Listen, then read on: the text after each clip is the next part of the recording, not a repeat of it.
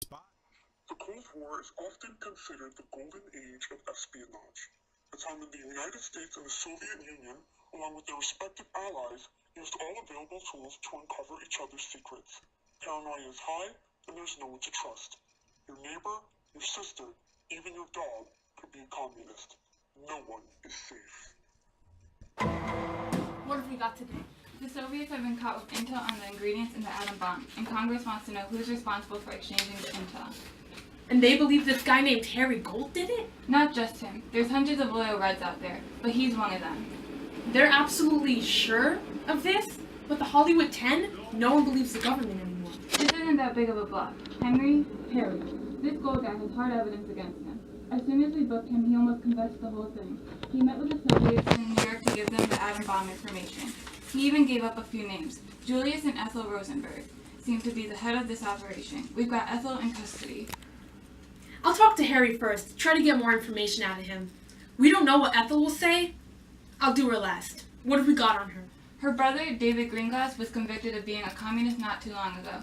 Gold said he met up with him to get information on the atomic energy. We're trying to strike a deal to get him to testify against the Rosenbergs.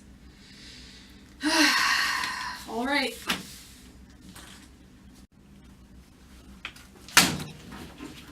Here to take me in.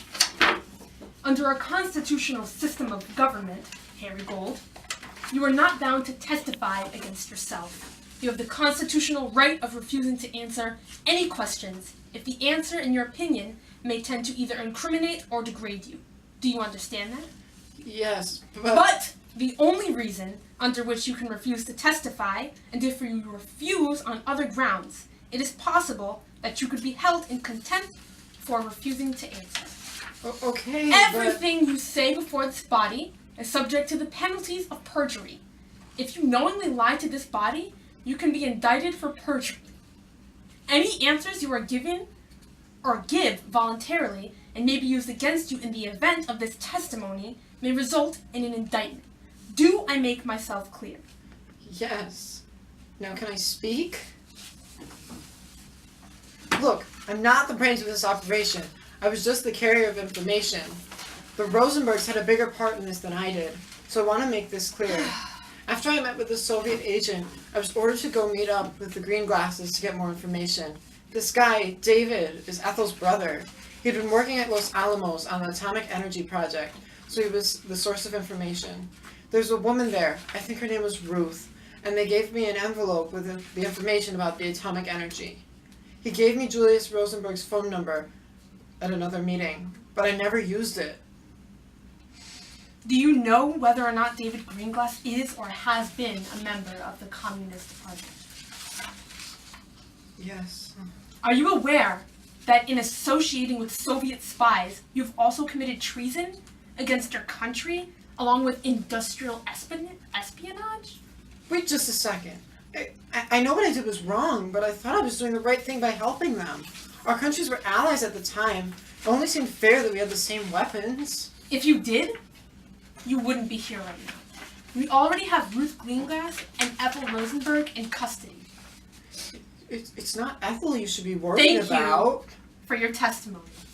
You're not listening. You should be worried about Ethel. Ethel Rosenberg.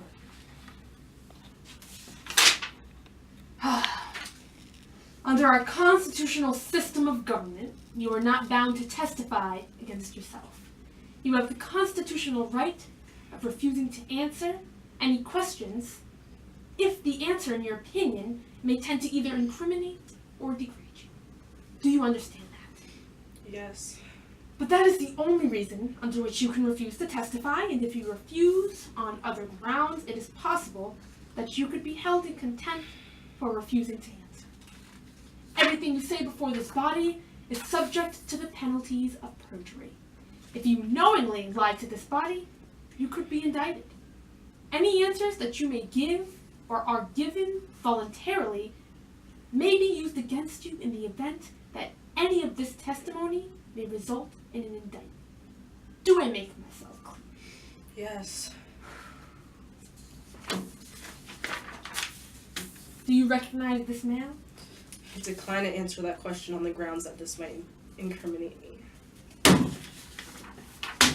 Do you recognize this male? I decline to answer that question on the grounds that it might incriminate me. Do you recognize this female? Decline to answer that question on the grounds that it might incriminate me. Do you recognize this man?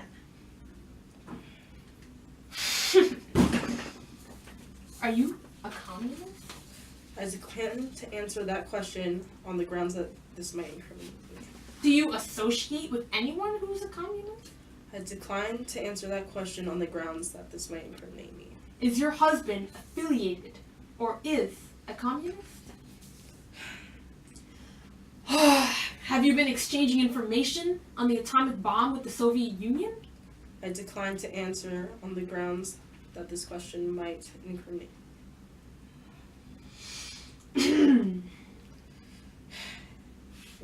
me. You're just such a communist. You're dismissed. Follow me. We've convinced David Greenglass to testify against the Rosenbergs, and with the confessions from Harry Gold, we have almost everything we need to be able to put them away. You don't have to continue with her anymore. Oh, thank God. Ruth Greenglass.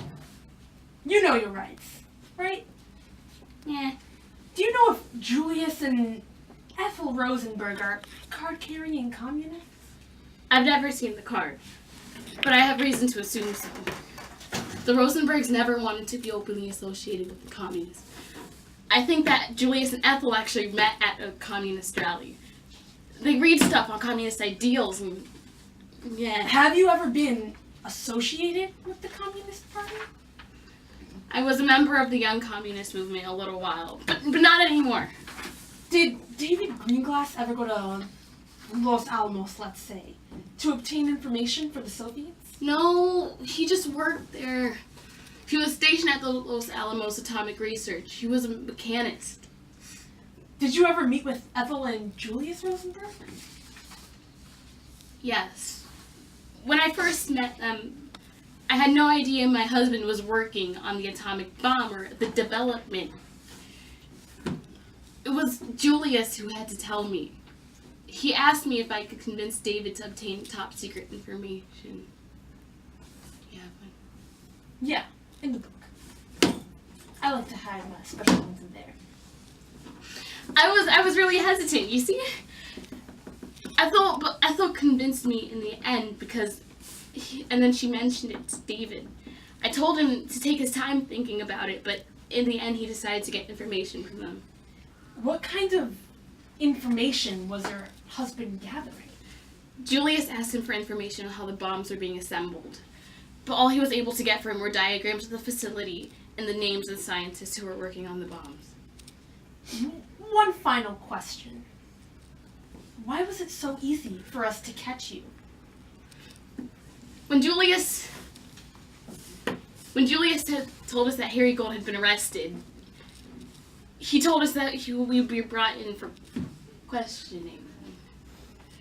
He gave us $5,000 to pay off our debts so we could be able to leave the country without you guys knowing. We decided to stay in New York, and this is what happened. The Rosenbergs, they'd planned to leave the country as well, but they were going to do it after we left. Thank you for your cooperation. Guards!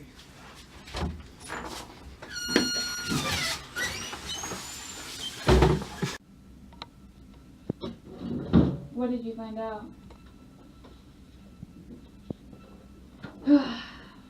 Okay, so David didn't give the Rosenbergs a lot of information compared to the other sources. Ruth's testimony does give us enough evidence to get the Rosenbergs convicted. Good. After the testimony of David Greenglass against Julius and Ethel Rosenberg, they were convicted of conspiracy to commit espionage against the United States of America. Harry Gold was also convicted with industrial espionage, and David was convicted of being a communist. But despite these arrests, the Cold War went on, paranoia soaring. The decisions of these cases were highly controversial at the time. Some thought they were victims of high levels of fear in America, but it has since come to light that the Rosenbergs were Soviet spies working to undermine America from within.